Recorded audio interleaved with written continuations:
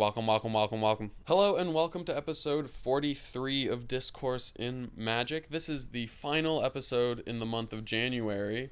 January was a very exciting month for everybody here at Discourse in Magic. By that I mean me and Jonah and hopefully you guys. We had a very big contest where we offered up a spot on the podcast as well as had a bunch of other prizes, and now that the month is over, we get to announce who won that. So we're gonna have our first ever fan guest on as the first episode of next month. Yeah, it's next episode. Yeah, next episode. So they don't even know who they are yet. We haven't done the draw. We don't even know who they are yet. But if you want to find out, stay tuned till the end of the episode, and we're going to do all that fun stuff there. I'm going to send it over to Jonah for some not-so-fun stuff, because unfortunately we have bad news.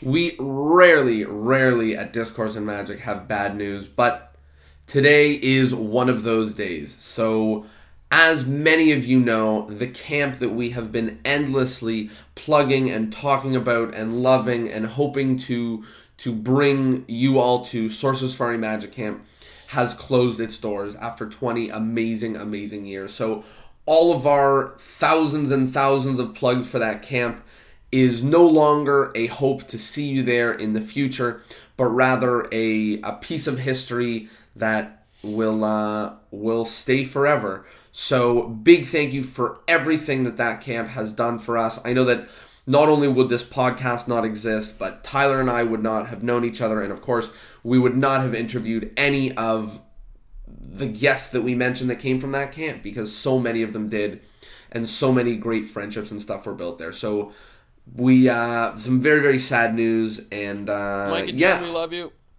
Mike and Jen, we love you. Thank you so much for 20 amazing years. And on the note of Sorcerer's Safari, this guest is someone who we knew from Sorcerer's Safari. He was a counselor when we were a camper, and this was one of the first times that we actually got to hear his full story. And let me tell you something, it is eye-opening.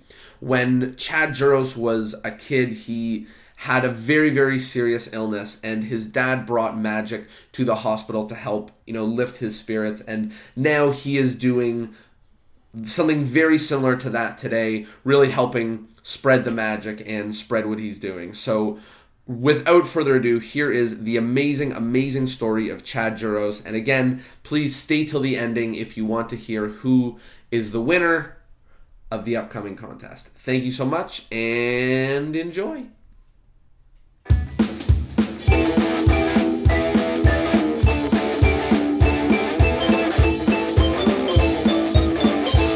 Hello everybody, and welcome to Discourse in Magic. My name is Jonah. My name is Tyler. And we are here with a really good friend of ours, one of those throwbacks, one of those people that we've known for quite a long time, and we're very excited to have him on, Chad Juros. Chad, how are you doing? I'm doing great, guys. Thanks for having me on. We are super excited to have you on, and just to give some backstory, especially because so much of our so many times this happens to be the backstory on the podcast, but is that we met when we were at the beautiful Sorcerer's Safari Magic Camp. That's correct. That's the place where we know each other from, and big shout outs to them for, as always, yeah. As always, as we usually do. So let's dive in as usual and just ask, how did you get started in Magic? What's your story? I got started in Magic a long time ago. My father, he was not a professional magician in any way. He just dabbled in magic as a child, and as he got older, it was just something he always kept in his back pockets. And he loved performing for anyone who would be interested in watching his tricks.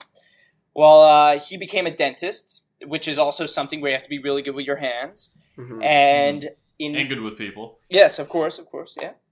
And when in 1991, I was 3 years old, I was diagnosed with acute lymphoblastic leukemia, most commonly known as ALL.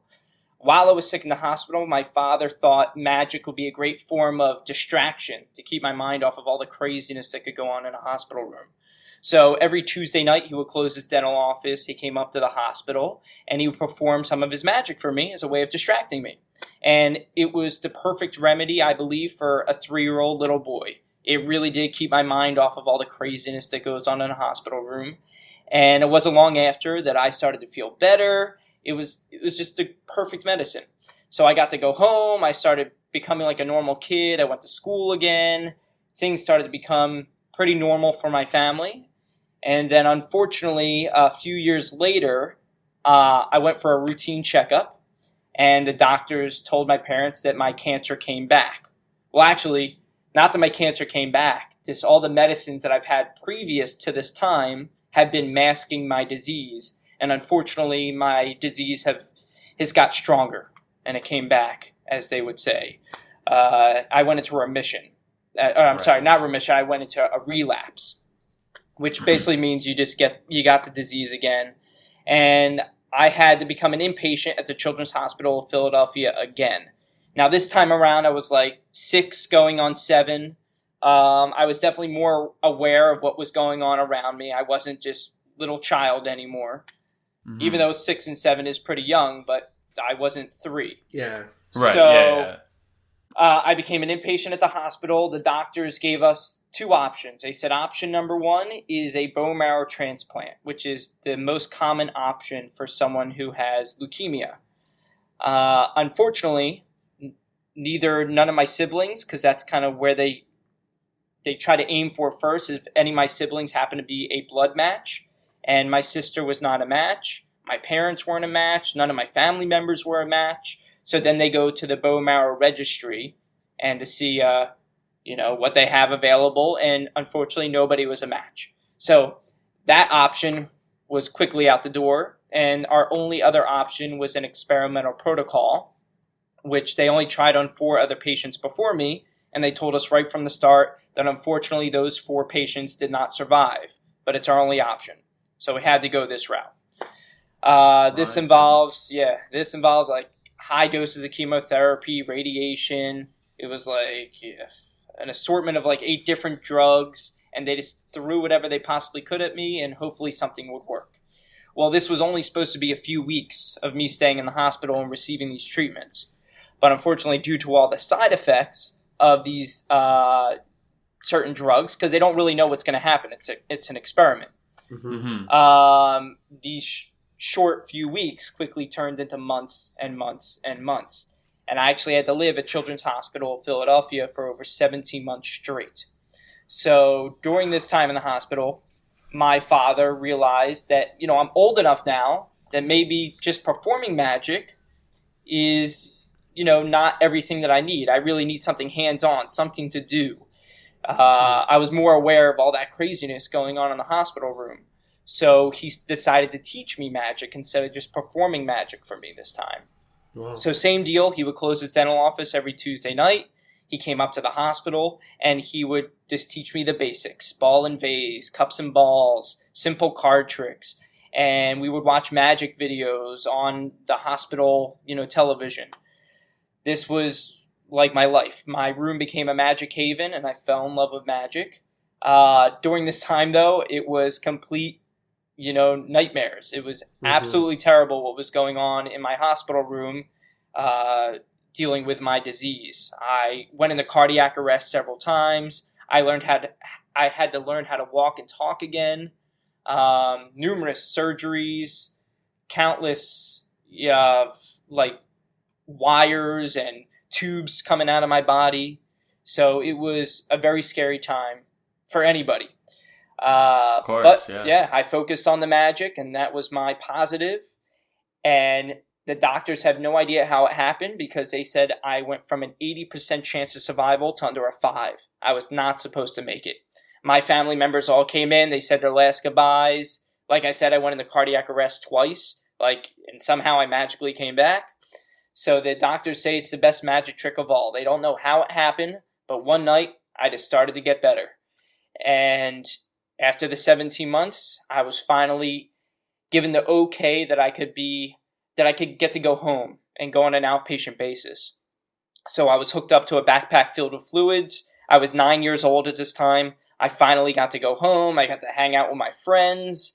I started to do a little bit of homeschooling first, and then I gradually, went back to going to school because I had a very low immune system. I really wasn't allowed to be near children a lot because kids are very, they could get a lot of diseases, whether it be chicken pox or anything. So I couldn't go near any of that. So I gradually started to become more healthy. My hair started to grow back. I was bald several times as a child. And that was a very, it was a very tough thing to have to deal with as a child. I was like the only kid in my school allowed to wear a hat. I don't know what the rules are in Canada, but in the U.S., I know a lot of schools, like, you're not allowed to wear any hats on your head or hoodies or whatever. So I was like the only kid in school allowed to wear a hat, and a lot of kids would bully me about, oh, why do you get to wear a hat? Or, they called me chemo kid or cancer kid, all that annoying stuff. Yeah, and then kids are ruthless. Yeah, exactly. And along with me being sick and dealing with all that, I also was this bald kid who got to wear a hat and got all this special treatment. And then I also did magic tricks. So it was like layers of what kids would say is kind of dorky. Right. But you know what? I got through it. It's all good. It made me a tougher person. I dealt with a lot of bullying, but it is what it is. And I talk about that a little bit in my school shows to, of course, prevent as much bullying as possible in the school systems. Yeah, and to help, kids who are dealing with it get through it, right? So I was 9 years old when I was released from the hospital. Like I said, things started to become, again, pretty normal for my family. And then my sister, this whole time, she was always terrified of the hospital. She did not really want to come into the hospital at all because she was just afraid of what she would see. Because one time she did come to the hospital and she saw, I don't know the proper term, I guess a set of Siamese twins. It was these kids, though, who were Siamese twins. And it, scarred her for life. She was terrified of this image. And I could imagine that, being a child and seeing that. It's a little scary. So she just never wanted to go to the hospital again and check all that stuff out. So my sister, it was tough. I definitely would say this. I think it goes for any family. When you're diagnosed with cancer, you're not the only one who's affected. Your whole family basically gets cancer. And it's a scary time for everyone because everyone has to deal with it in a certain way. Unfortunately, my sister, her relationship with my mother became very difficult because my mom was always with me in the hospital, making sure I was comfortable and everything was okay. And there wasn't many times where my mom got to go home and spend time with my sister. So it made their relationship a little difficult as my sister was a kid. My sister had to live with my grandparents for a little bit or stay at friends' houses whenever she could because my mom, like I said, was mostly with me. My father was at work, so he couldn't be there all the time. So, like I said, things started to become pretty normal for my family because both my mom and myself moved back home. Everything was awesome. We tried to spend as much family time together as possible. My father would always come home after work every night. We would have family game nights, eat dinner as a family every night, go on family vacations. And then my sister started to notice that when I was still sick in the hospital, my father was acting a little odd. My father is an extremely healthy person. He was very athletic. He always watched his diet. Also being a doctor, he was a dentist. He was always, cautious of his health and everything. But out of nowhere, my sister just started noticing that my dad was acting very odd. Like one day he would only shave the left side of his face, or he would just be mumbling things and not acting himself. So one night my father came home from playing a tennis match and he collapsed at our front door. And this is after that my mom and I moved back home. My mom knew that everything that went on with me, she wasn't going to mess around with this. So she immediately took my father to our local hospital, which was much closer to home compared to the Children's Hospital of Philadelphia or any of the hospitals in that area. There's another very well-known hospital called the University of Pennsylvania Hospital, UPenn. But we were just too far from there. So she took him to a local hospital, demanded an MRI. The doctor said, this is not necessary. This is all the stress from your son being sick. Go home, have a good night's sleep. Everything will be fine. And my father was quick to respond, which I think most husbands would, by saying, if my wife asks you to do something, do it. So my dad was immediately rushed into an emergency MRI. And back when everyone was using beepers at the time, this was before cell phones, my mom was beeped on her beeper about 30 minutes after the MRI. And that night, my dad was diagnosed with a malignant brain tumor. And we found out by looking at the MRI that my father actually had this for about 7 years without us even realizing it. Again, we thought all the symptoms were stress from me being sick. But unfortunately, that wasn't the case. And my father always thought that, hey, if Chad could survive, so can Dad. That was like our little saying. Unfortunately, that wasn't the case. We were told right from the beginning by the doctors that this is different than Chad because this was not leukemia. This is a brain tumor. And because we got to it a little late, it was 7 years that this was growing in my father's brain and causing symptoms. It was a little too late for that. He basically gave my family 11 months. He said, I think it's going to be within the next year that you're probably not going to make it. So he just gave us the best advice, which was to make the best of this year. Go spend time with your family, friends, create memories. That's what they said.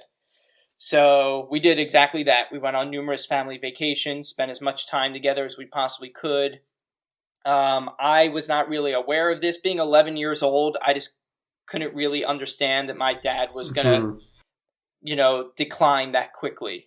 Right. But it was just a few months that my dad, unfortunately, became a 3-month-old trapped in a 41-year-old body. He was completely just out of it. He was the youngest person admitted into one of our local nursing homes here. And the roles kind of quickly reversed as I started performing for my father by the bedside like he did for me. It was very surreal. And I knew that he was in there because I would perform these tricks for him. And every once in a while, I saw like a glimmer in his eye or a smile, but he couldn't vocally express what he was sharing with me.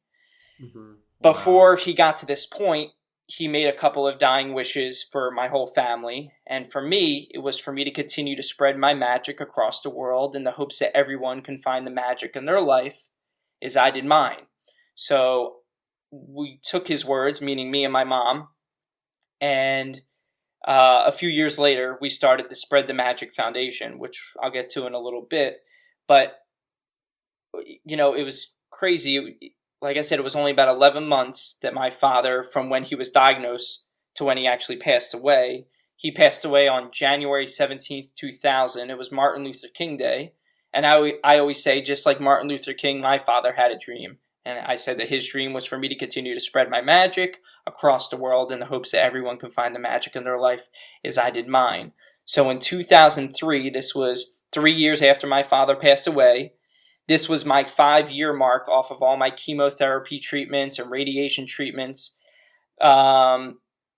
Doctors say that that's, if you're 5 years off of your treatments and you don't have a relapse and you don't have any recurring symptoms, you are considered cured. So that was my considered cured mark. But during that time, I started having really bad migraines. And I was a freshman in high school at this time. And my mom knew that if I complained, there's probably something wrong because I had a very high threshold of pain. I would have spinal... You'd been through so much already. Yeah. I would have spinal taps without any Novocaine or numbing up stuff. When my father being a dentist, I would have all my fillings or any cleanings or whatever without any Novocaine. So I had a very high threshold of pain. And I was definitely complaining. It hurt. I don't know what was going on inside my head, but I remember one night I couldn't even close my eyes. I had what doctors call isolated eye pain, where it just hurt for me to close my eyes. So, again, my mom wasn't messing around with this. She immediately rushed me to the hospital, demanded an MRI, and we found out on the MRI that it wasn't brain cancer, but it had to be fixed. Unfortunately, due to the side effects of my chemotherapy and radiation treatments, I was bleeding from the brain.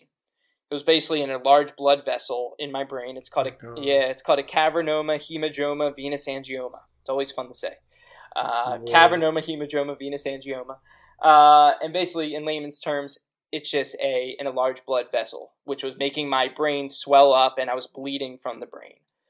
So the doctor said it had to be fixed. It wasn't something we could just mess around with because it can get increasingly worse. So it was May of 2003. The doctors rushed me in. Before they rushed me into surgery, they told me that I could actually be slightly paralyzed from this surgery. And they said, you probably won't be able to do your magic again. And it was the one thing that I had left from my father, aside from all the amazing memories that they were going to take away from me. So what I thought was the last time I performed my magic show in one of the playrooms at the hospital, and they recorded it, and they actually still show this video to this day in the hospital of me performing my show, but I had all the markings on my head, ready to go into surgery. It was very crazy. And the doctors and my mom knew that something really wasn't right in my performance. I was acting a little different, and it could have just been nerves because I knew what was going on. It was coming to the point where I had to have this crazy surgery done. And it was right after my show. The doctors rushed me into surgery. There was a magic word in the hospital when I was younger that the doctors and my parents would always say, and we knew if we said the magic word, everything would be okay. And that's how the magic name Chatakazam came into play.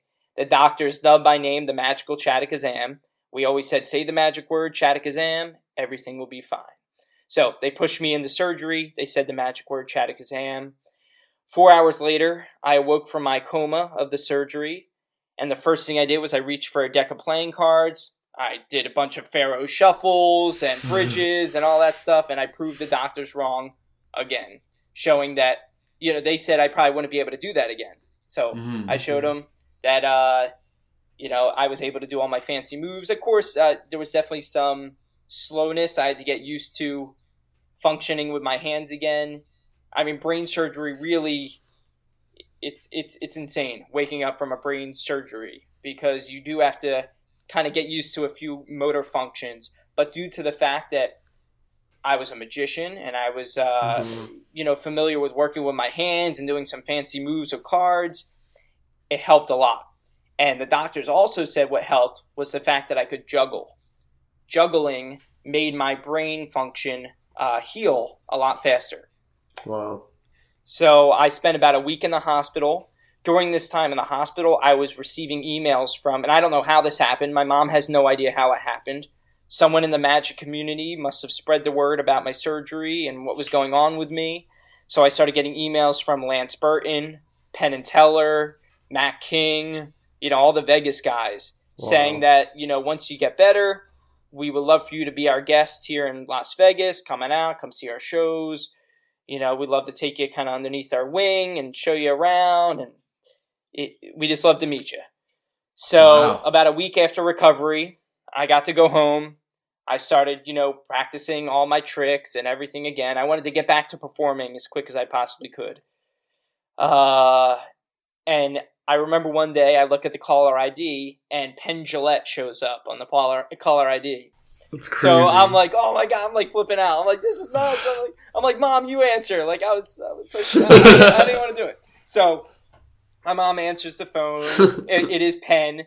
Penn's calling, to check in on me, making sure everything went okay. My mom said, oh, thank God, everything's okay. And then that's actually a really funny story. Penn, of course, went off on my mom's, about the whole no God, this.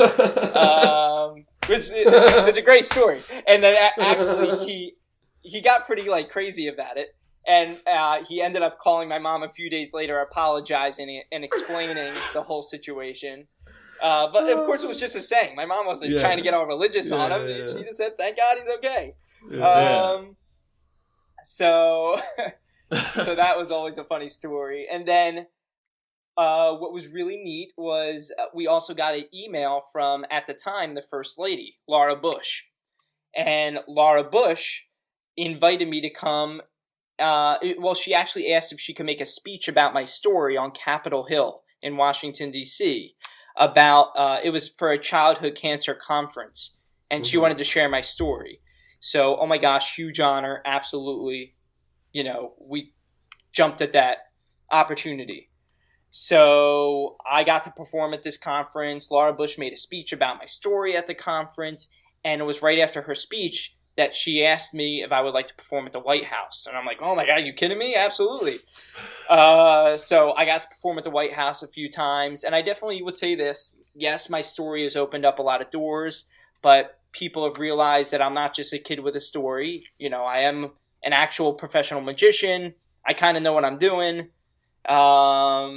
So they were thrilled to bring me back a few more times, and I was very honored to do that.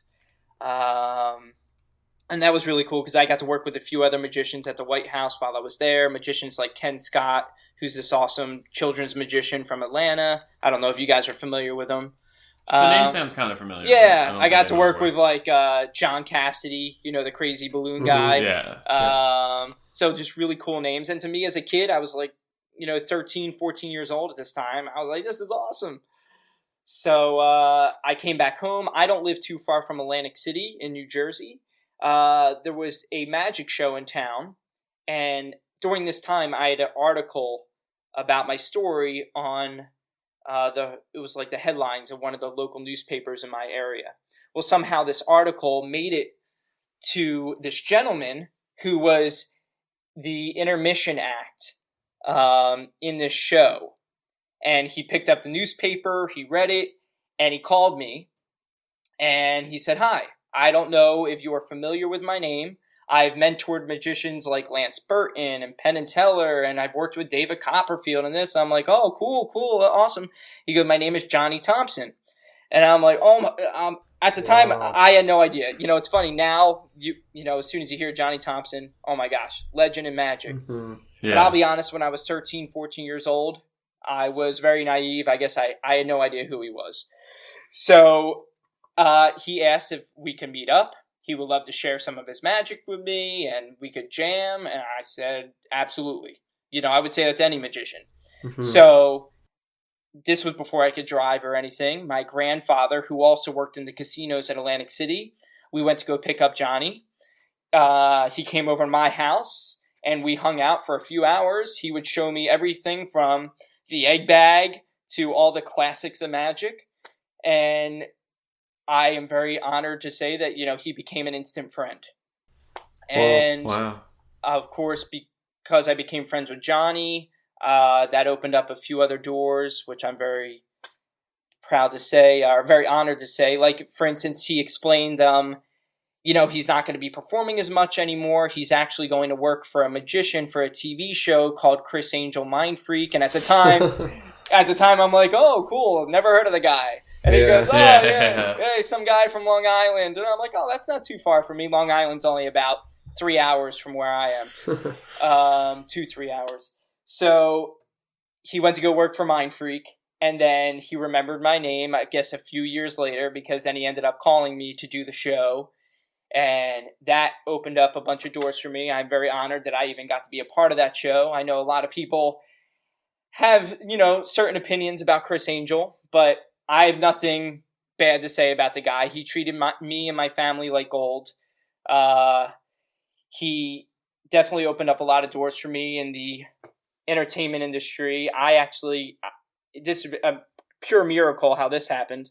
My episode aired, and somehow the Prime Minister of Aruba couldn't sleep one night, so he turns on the television, and the episode of Chris Angel that I appeared on was on. And he just Googled my name and found my website and contacted me saying, hi, I'm the Prime Minister of Aruba. Would you be interested in coming to perform for all the underprivileged families of Aruba? And oh my gosh, I jumped at the opportunity. But at first, I was a little hesitant. And of course, sounds like an internet scam. Yeah, it does, yeah. And also, I'm the president of Aruba. Yeah, well, this is also the time when there was that Natalie Holloway. She disappeared in Aruba. There was like this. I don't know if you guys are familiar with this story. There was a girl that went there for vacation and she disappeared. Yeah, I remember when that was happening. They never found her. So my mom was very calm. I was a teenager at the time. She's like, "Oh my gosh, this is no way. This is the Prime Minister of Aruba. We're not going to send you by yourself to go do this." So my mom went with me the first time, and it was all legit. At the time, he was not the Prime Minister of Aruba yet. He was in the running. He was like one of the, I guess the guy's just running for the prime minister. Yeah. But he was like the top candidate. Well, yeah, he was the one that I think everyone knew that he was going to become prime minister. Mm-hmm. So I got to go. I got that amazing opportunity from Laura Bush talking about me on Capitol Hill. That opened up a few other doors. And like I said, it's all luck. And I think we could all understand that. In our industry, it's all luck. It's all, you got to be at the right place at the right time. And I'm just very thankful for some of the opportunities that I've had. And then, like I said, during this year, I also started the Spread the Magic Foundation, where our original idea was we wanted to open up a camp where kids with life-threatening diseases could come to this camp, and it would basically be a magic camp. But doing that, there's a lot of things involved. Like you would have to have a nursing staff on duty. Yeah. Right. Because these are kids who are very, very sick, and they have to be taken care of the whole way. So it's not just like running a generic camp. There's all these things that just come into play that make things a little more difficult. So it went from being this camp for kids who are very sick to becoming just a foundation where we could raise money for pediatric cancer by putting on benefit magic shows. We also distributed a DVD, which we filmed in Philadelphia, where we sent out to patients all across the world so kids could learn magic at the bedside just like I did, because I can't be everywhere at once. So we still have that DVD. Every time I go and I visit a hospital, I bring a handful of DVDs so the kids can practice magic, or I keep a few with the the nurses' station so they could give them to the kids so they could learn the magic whenever they want. And then also they have other form of fundraisers. Like I said, my dad was an avid tennis player, so we had a few tennis tournaments to raise money for Spread the Magic Foundation. So, I'm very thankful for a lot of the stuff that we also done with the foundation. Just recently, actually, I should say before that, a few years ago, I live in New Jersey, so we became New Jersey State Charity, which meant all the student councils and charity clubs. Status. I'm sorry? You had charity status. Yeah, charity status, yep. So basically a bunch of the schools, middle schools, high schools in our area, they're key clubs, and I'm trying to think of other things that do you have Key Club in Canada? No, I've never heard of it. Yeah. We might, but I've never Well, it's just it's a club at schools where kids get to do good deeds for charities. Oh, cool. So awesome. Our charity became the charity of the year, where schools all across New Jersey helped raise money for the cause. Wow. But we have that extra layer with our foundation where you're not just going to raise money for us. We're also going to come to your school and we're going to put on a benefit magic show. So that helped raise even more money. And then one of my good friends, which I met from Tannen's Magic Camp, his name is Matt Schick. I'm not sure if you guys are familiar with Matt. Matt is amazing at marketing, and Matt was able to put together a magic show at his high school that year where the headliner was Matt King. Wow. Somehow he got a hold of Matt King's manager, and we made it happen that Matt King flew in for this, and he was the headliner in the show. And we raised just $22,000 just from that one show. That's crazy. But that one year we raised almost $200,000 for the foundation. So that was an incredible year for the foundation. And then just last year, by pure surprise, all I knew last year was I had the amazing opportunity to be on Penn and Teller Fool Us. And that was, again, thankful to Johnny Thompson. Johnny hooked me up with that, and I owe so much to that man. He's incredible, and I know magicians all around the world owe so much to that guy. He is a legend, the godfather of magic, incredible. So all I knew was, okay, I'm going to get the opportunity to go on Fool Us. This is awesome. And then out of nowhere, I get a call to do a gig in Atlantic City. It's one of my normal gigs. So I show up at the gig. As I pull up to the event space to load in my show, I notice that there's this huge stretch limo taking up the spot that I normally park in, right in front of the building. Well, that's peculiar. Yeah, I know, that's peculiar. So I had to drive around the block. I had to, try to find parking as close to the, the door as possible so I could load my stuff in. And during this time, it was also the Miss America pageant, which is it's a fairly big deal in Atlantic City. Yeah. It all got started in Atlantic City. For a few years, it went over to Las Vegas, but it came back to Atlantic City. So during this week, the Miss America pageant, like preliminary rounds were happening. Mm-hmm. So I just assumed that, this must be something for Miss America. Mm-hmm. That's all it is. Because this was in Atlantic City where my show was. So I start loading in my show. I go up to the top floor where my room, where the performance room is, and next thing you know, as I'm setting up, Good Morning America, which is a fairly well-known morning talk show here in America, they came barging in the door. They said, "Hey, we're Good Morning America. Stop what you're doing. There's no show. This is all a setup. Follow us. We have a whole day planned for you." And I'm like, and I think most magicians would say this.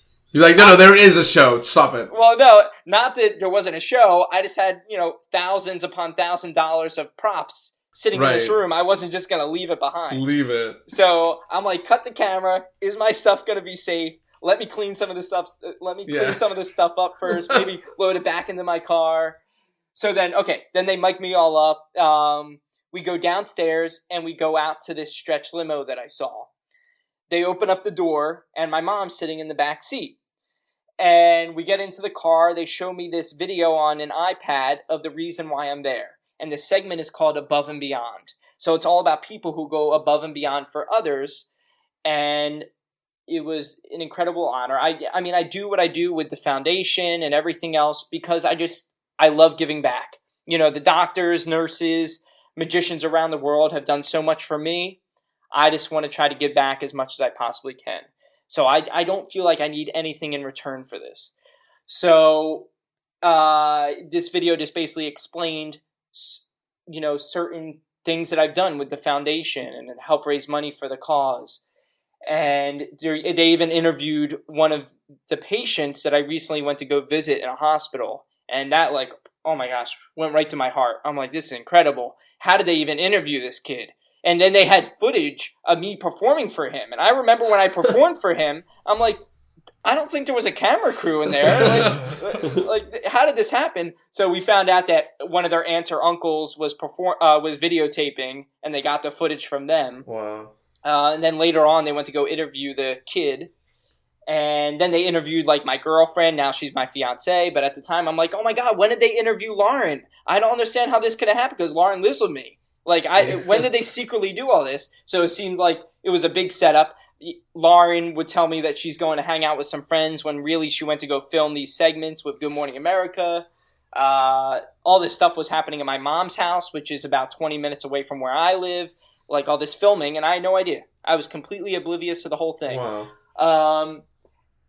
Then, also I didn't realize this, all over Facebook, all the local radio stations were basically planning this whole day and kept asking for, we need extras here, we need this, we need that. And I was completely unaware of everything. And I don't know how I missed it because I listened to all these radio stations. So I don't know how this went by me. So the next thing you know, we watched the video. I'm in shock. I didn't understand what was going on. The divider between the people in the back seat and the driver comes down, and David Copperfield's in the driver's seat. So I'm like, what the heck's going on? In my mind, I'm like, it's funny. A lot of people ask me, they're like, you didn't seem surprised. Because I wasn't. I was more in shock. Because I know that David does 2 shows every single day, 3 shows on Saturday. Why is he on the East Coast in Atlantic City, sitting in a limo with me when he has a show tonight? It just didn't make sense to me. So another thing, which completely I just was unaware of, I guess David Copperfield took a break for 2 weeks to do this segment. And I even, after I did this whole thing, I went back and I did research, and I saw on his Facebook page, it said, show's going to be closed for the next 2 weeks. So I had no idea. And then I went to these radio stations' Facebook pages, and they kept advertising, we need extras, we need this, we need that. So what happened was we drove over to one of the resorts. It was Bally's Casino. We go up to the top floor, and David and I put our hands up, and we like did a little, wiggling action, like to make like a magical gesture. Yeah. And then this image of me and my father showed up on the beach. It was about the size of a football field, because we're about 60 stories up. And it was an image of me and my father made out of all my closest family and friends on the Atlantic City beach. And I was like, at first I noticed it was people, but I didn't realize it was my family and friends. And this was also this was a work day and a school day, so I didn't understand why. I'm like, where did they get all these people? And a lot of these people were also the extras that these radio stations were asking for. Please be in front of Bally's Beach at this time. You have a chance to be on Good Morning America. Come on out, support a local magician for all the amazing charity that he's done for his community. Completely blown away, and it really did look like me and my father. It was amazing, the image. And then I got this. Now this was, of course, when the camera's off. It looked amazing during the final footage of what they filmed, but the whole day was extremely brutal for everyone who had to be on that beach, because it was 90-something degrees on the beach. They had to sit in this special formation to create the images of me and my father. Sand is going into every nook and cranny of their bodies, because they had to just keep sitting there. And then with a drone, they had to see if the image looked right. So the artist kept saying, oh, you got to position yourself a little bit more this way. You got to go this way. And it's like over 200 people that they have to, construct to make sure that this image looks right. And I was completely unaware of all this, because at this time, David Copperfield and me were just hanging out in one of the suites in Bally's talking magic, which is like an incredible dream of its own. Just to hang out with David and just talk magic. And it was funny. This was right after one of the Magic Live conventions that they have in Vegas. So I just saw David speaking, like lecturing at one of the workshops at Magic Live. And then 1 week later, I'm hanging out with him in Atlantic City. Just blew my mind. So my mind was just like on overload. I couldn't really handle what was going on. It was just insane. Yeah. So then we all went down to the beach. I got to say hi to everyone. Good Morning America then said, it's not over yet. We need you to be on the set of Good Morning America in 2 days. We're going to send a car for you, blah, blah, blah. So I thought that was really cool. Oh my gosh, you're going to send a car for me? I feel that's awesome. So... And I live about 2 hours from New York, so that was pretty neat. So they came and they picked me and my girlfriend up. And they also picked up my mom and stepfather, because my mom did get remarried back in 2009 to this awesome guy. So my mom, my stepfather got picked up. We went to the set of Good Morning America, and this was on 9/11/2015. I'm like, don't they have something more important to talk about on 9/11? This was in Times Square. In Times Square. Oh my gosh. Yeah, so... I was, again, completely unaware of what was about to happen. So I just went in with an open mind, and I said, all right, let's do this. So I go to the dressing room. Next thing you know, I see David Copperfield walk by with his assistant. I'm like, oh my God, David's here again. What's happening? So we then, get taken out to our certain spot. They show the video that I watched on the iPad in the limo, as the opening to the segment. And then they invite David and I out to the street. And David says, we did this amazing surprise for you on the beach. They debuted the segment to the world on Good Morning America at that time. And like I said, it looked amazing in the final edit. But I'm telling you, it was crazy what all those people had to go through to put this all together. It's insane. And I've like seen I said, the video. It's an incredible video. And it was put together in like a week and a half. I was just blown away by that. So the whole setup for it, and the planning. Yeah.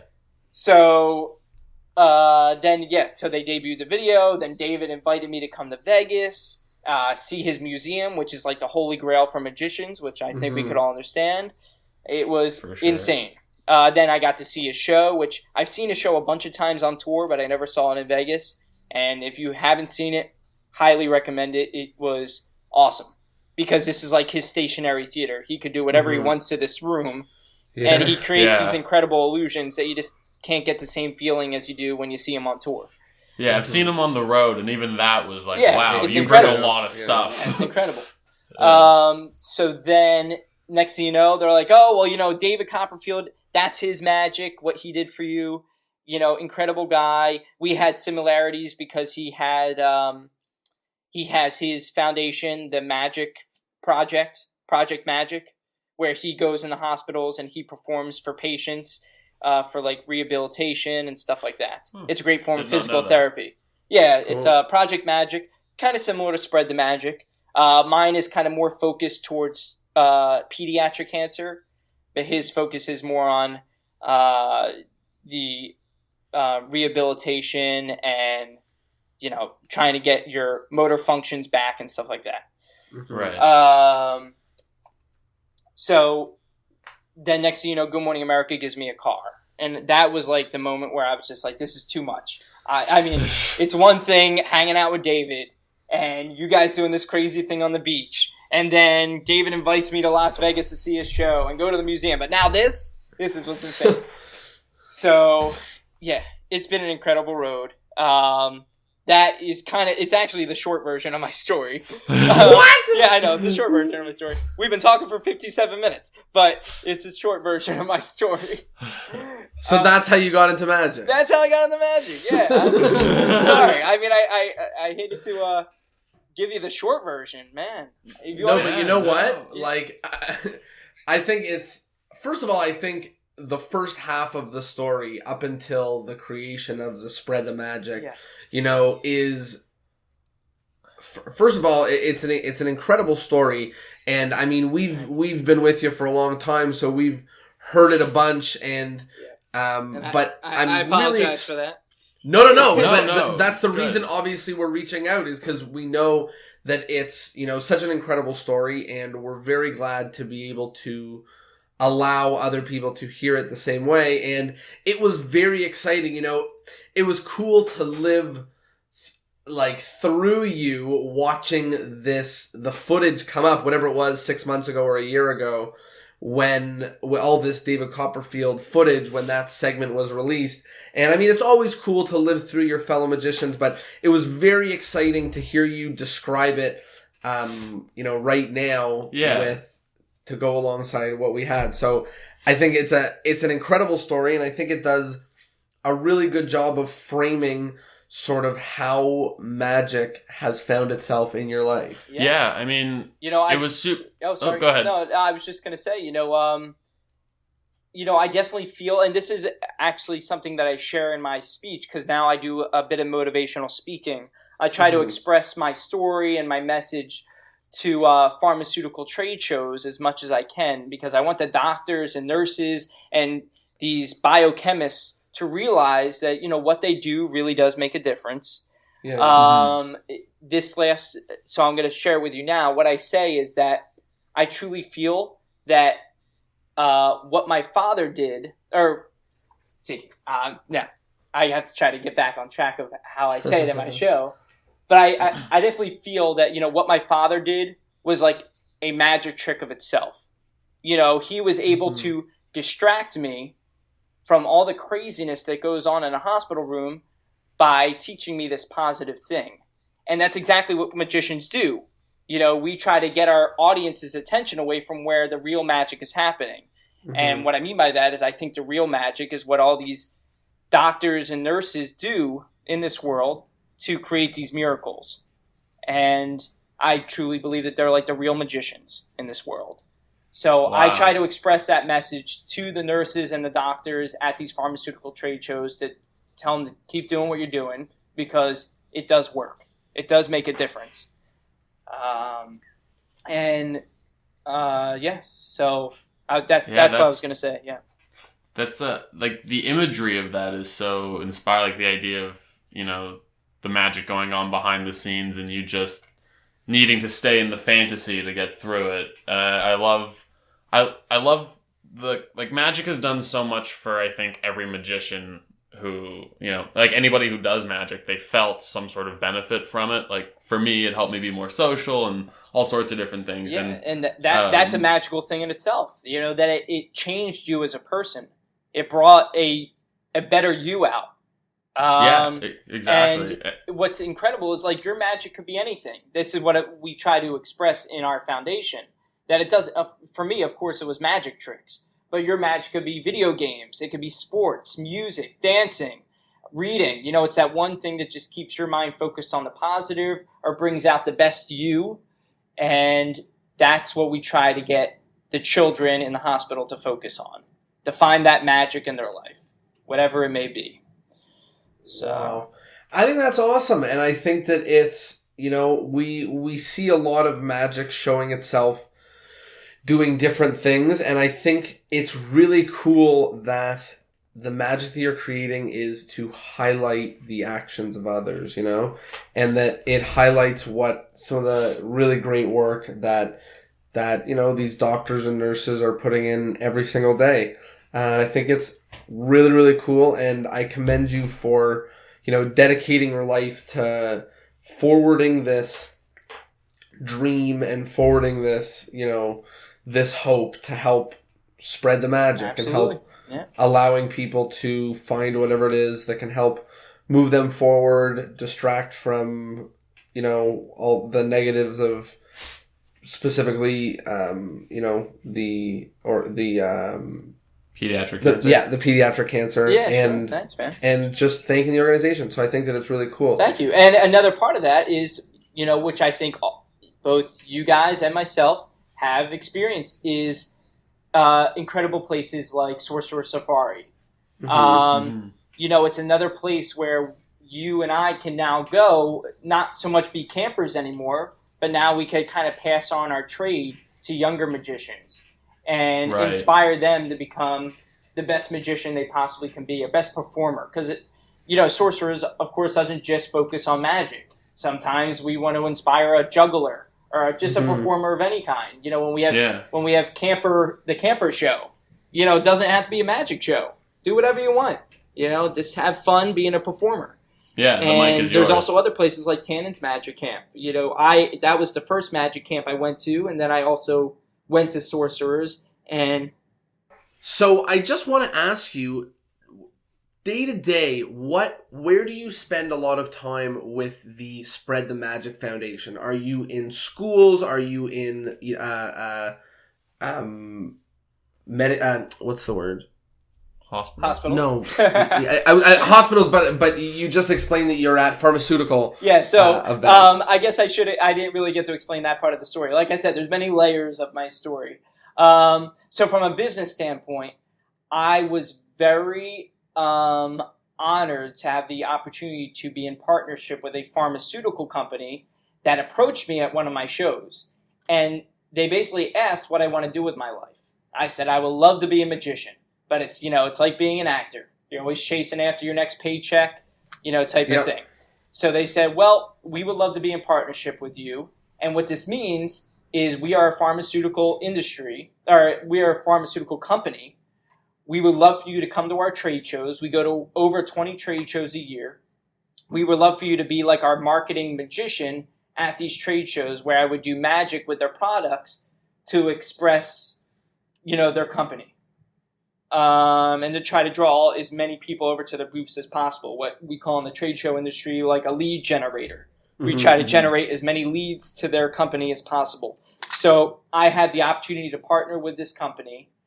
And they said, but you are no longer, we want you to be a little more, sound a little more professional than just the magic of Chad Juros.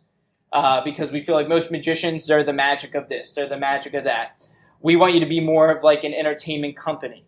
So I started an entertainment company called Captivate Entertainment Marketing. Captivate them for short. Right. And this was a little over 2 years ago I started Captivate them. And we offer a variety of entertainment. So not just magic. All the entertainers that I've kind of met along the way and I felt were really strong performers, I offer these entertainers to my clients. So now we don't just offer the magic, we offer jugglers, comedians, hypnotists, mentalists. I have a photo booth, so we do photo booths. I have friends that do game shows. So I just try to offer as much as I possibly can to my clients to try to just make it a bigger business than just a magic business. And then also at these trade shows, they also have speakers who have been a patient perspective, like a patient in the hospital. So, like I said, the doctors, nurses, and all the scientists, they love to hear the patient perspective so they could get a better idea of how to just improve their treatments and their experimental stuff. I've been lucky enough to share my story at a bunch of these conferences, and I mix my magic with my story to express my lessons, which is nothing new. Guys have been doing that for a long time, but I am very honored to say that it's been very successful. So I have a profit side and I have the nonprofit side. The profit side is obviously Captivate 'em, and then the nonprofit is Spread the Magic Foundation.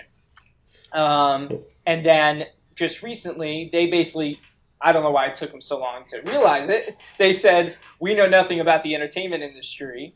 There's really no reason why we need to be in partnership. But now that you have started this incredible company, Captivate 'em, we're just going to give you 100% of the company. So now I just own Captivate. I'm no longer in partnership with that company, but I still work with that company. They're a client of mine, and I go to their trade shows along with other pharmaceutical companies, and I do the same idea. I do marketing magic for these companies, and I do keynote speaking for the conferences, and so now I just call it Captivate Entertainment now. I got rid of the marketing aspect of it, but it's just called Captivate Entertainment LLC, and that is kind of where I'm at now. So that's how like I said, as much as I possibly can, whenever I'm traveling to different cities, I visit as many children's hospitals as I can. Just recently, I was in Boston performing for a pharmaceutical trade show, but I flew in a day early because I wanted to perform at one of their children's hospitals in the area called Tufts. Called awesome. Yeah, Tufts Floating Hospital. And that was a really cool experience. It wasn't my first time visiting that hospital. I got to go there last year as well. So just always an awesome experience.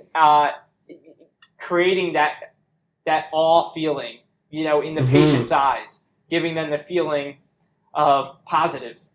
Yeah, it's inspiring in so many ways because you're inspiring them to find what gives them that positive feeling at the same time as giving them that positive feeling, and you're giving yourself a positive feeling because you get to give back in the way that it's helped you. And, it's such an awesome full circle concept. Thank you. And also, what's I don't know if anyone's listening that performs at hospitals, but it is important that you have to realize you have to be very cautious of what kind of magic you perform in the hospitals.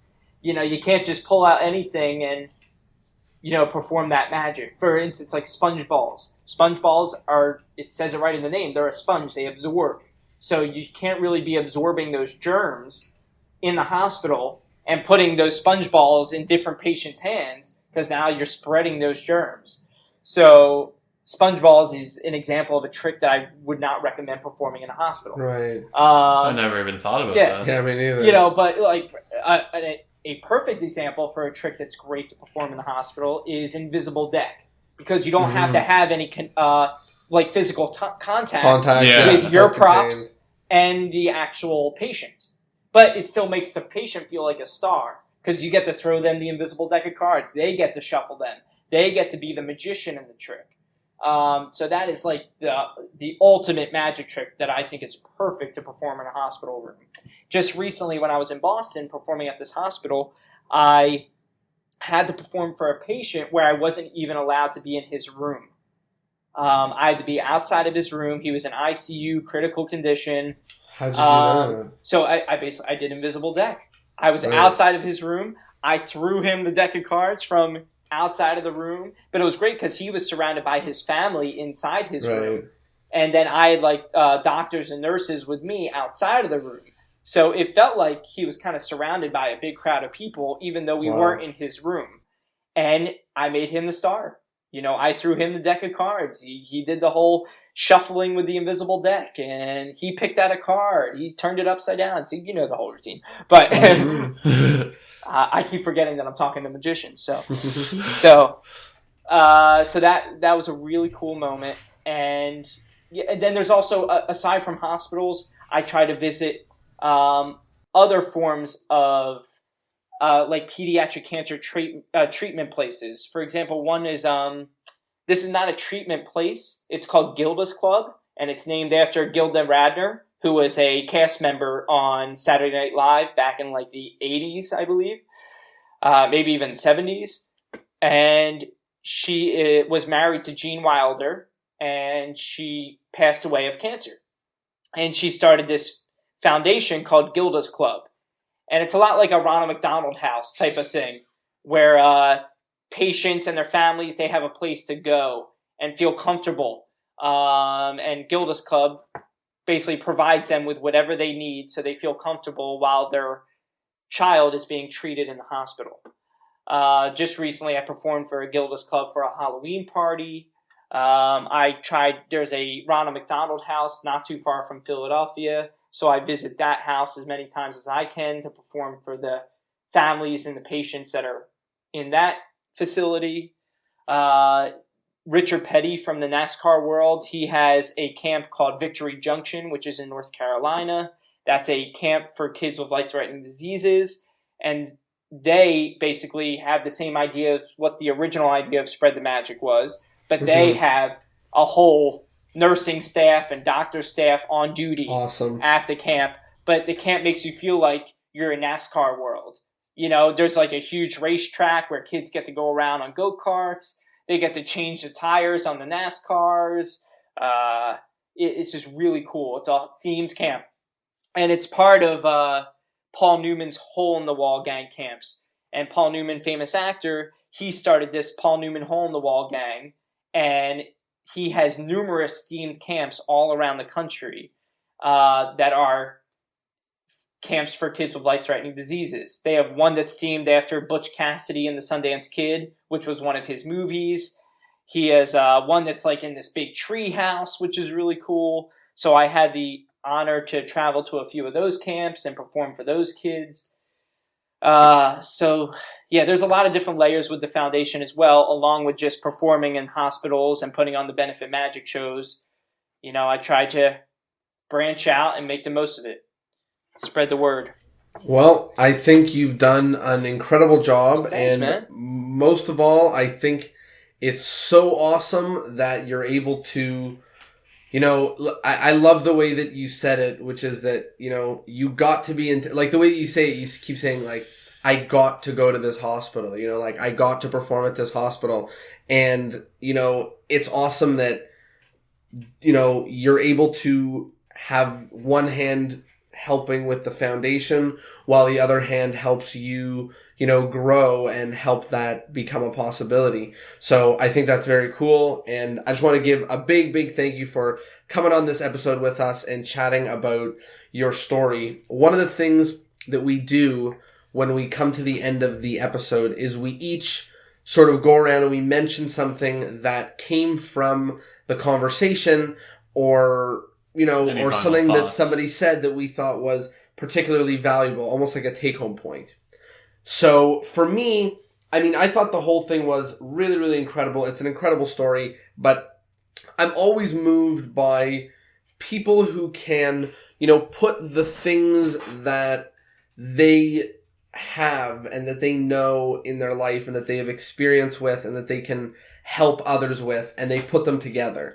And I think that you did it. You went through a very tough and unique experience. Most importantly, you watched the, you know, the positive effects of something like magic being in your life, and then you put those two things together. It's how we drive innovation. It's how we create some of the coolest and most awesome things, is by putting together the things that we know most about and that we can help the most people with. So I think it's really cool that you're able to build something really, really big and amazing out of that. Tyler, what about you?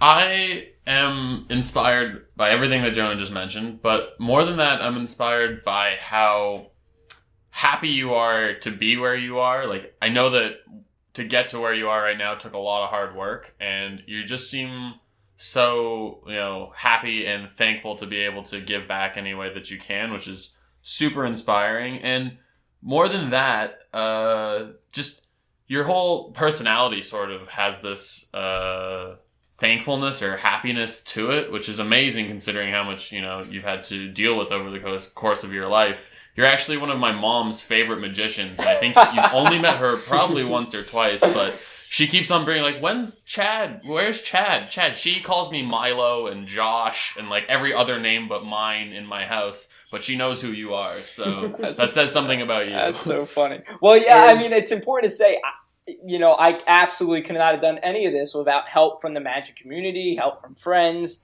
I'm very thankful for the opportunities that I've been given, but it's not just me who created this. Like I said, I'm very thankful 100%. for Johnny Thompson. I'm very thankful for Sorcerer Safari and Tannen's Magic Camp and the numerous magic conventions that I've gone to, because I learned so much from these things.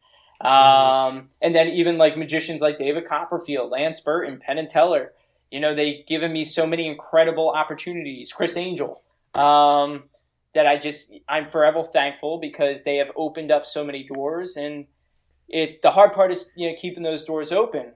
But I feel like I'm at the point in my career where, yes, I'm very thankful for all those incredible opportunities that I got to do. But it's not just about me. Now with the foundation, I really want the magic community to realize that I need all of you to make my father's dying wish my living wish, which is to really spread the magic, really go out there. I don't think a lot of magicians realize the impact that your magic can affect somebody. Still to this day, I get emails or people walk up to me at a show and say, "You don't realize this, but 15 years ago, you performed at my 5-year-old birthday party." And I'm like, oh my God. And I'm talking to like someone who's, so much older now. And I'm like, oh my gosh, your 5-year-old birthday party? This is crazy. They're like 20 years old now. Like, it just blows my mind that I've been doing this for long enough that, that kind of thing happens. Yeah, but it's still, when they were 5 years old, I somehow inspired them. Because they were very sick, this person. They said, you came into the hospital for my 5-year-old birthday party and you performed magic for me. And I would never forget that. And I'm like, oh my God. But to me, I'm just saying, I'm a magician. I'm doing card tricks, whatever. You don't realize the power that you're leaving these people with. So I was gonna say, like, who's listening, just go out there, do as much magic as you possibly can for anyone that you can, because you don't realize the doors that it could open for you and the memories that will leave imprinted in these people's lives. It does make a difference. And if you don't believe it, realize how many people say, like, "Oh, I still have the folded up card in my wallet."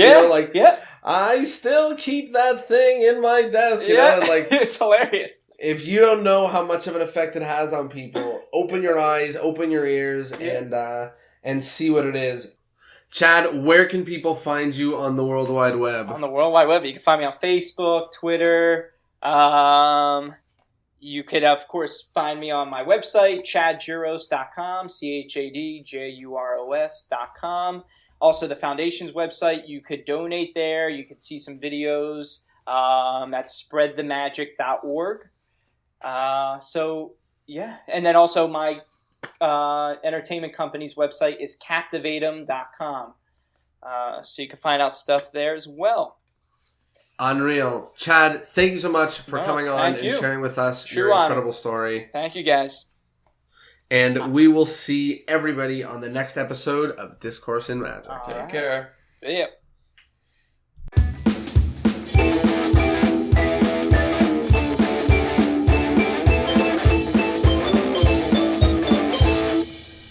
Well, there you have it, episode 43 of Discourse in Magic. I know is a very different episode than we usually release, but I think that it is a super important episode because I think what Chad has done is amazing, and it really, really helps to remind us that what we do really has amazing, amazing powers, giving the gift of magic a real to people. impact. Exactly. Really has an impact. And Chad is somebody who's used his story and his experiences to really make that ring true. So once again, a big, huge thank you to Chad.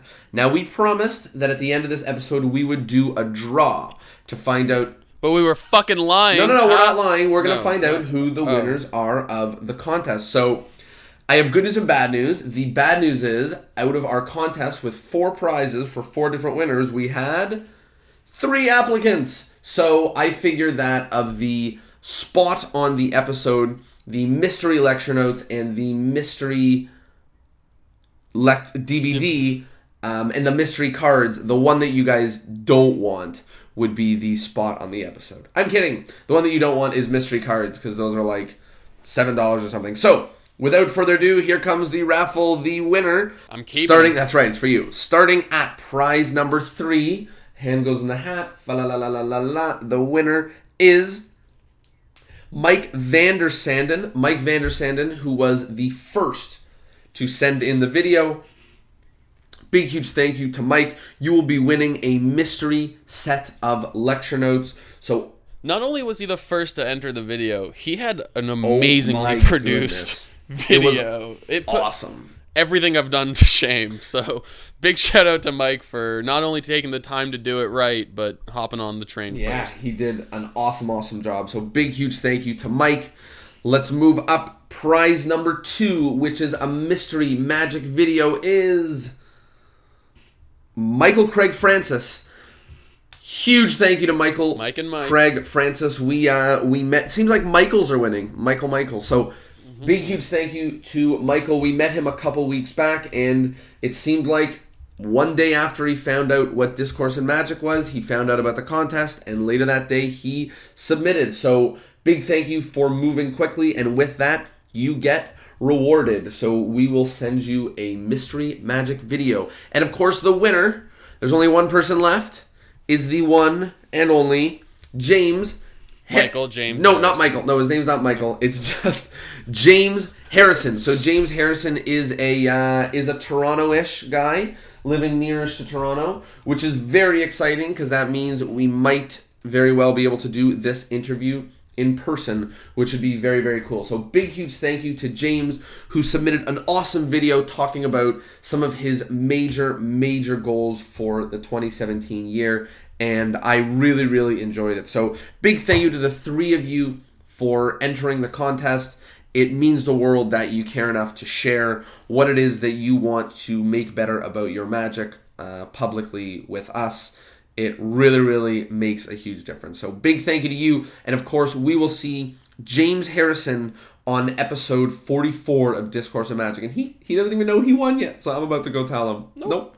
I'm about to go tell him. So thank you guys for listening. Hope you liked the episode. And we will see you and James on episode 44.